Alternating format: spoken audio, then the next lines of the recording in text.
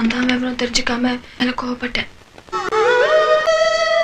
என்ன மன்னிச்சிடுங்க சாமி, சத்தியமா சாரி. SORRI. நான் ரொம்ப மோசமானவ இல்ல, கொஞ்சம் நல்லவ தான்.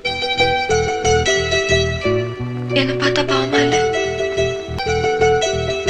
டேய், அட்லீஸ்ட் தாலியாவது என் கழுத்துல கட்டுறா, இல்லனா வெளில என்னால தலை காட்டவே முடியாது.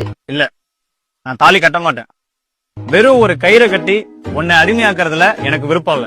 சரி, தாலி கட்ட வேண்டாம், அட்லீஸ்ட் ஒரு ரிஜிஸ்டர் மேரேஜ் பண்ணிக்கலாமா? ஒரு காகிதம் தான் உனக்கும் எனக்கும் உண்டான உறவை தீர்மானிக்கணும்னா அது அவசியமே இல்ல.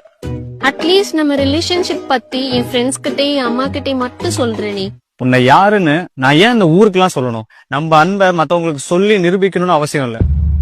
இங்க பாரு, எனக்கு உன்னை ரொம்ப பிடிக்கும். I love you. அதுதான் உண்மை, அது மட்டும்தான் உண்மை. என் மேல எவ்வளவு லவ் வச்சிட்டு இருக்கிறான்ல இல்லப்பா, அவன் உன்னை வச்சுக்கிறேன்னு சொல்றத இவ்வளவு டீசெண்டா சொல்லிட்டு போக முடியுமான்னு யோசிக்கிறேன்.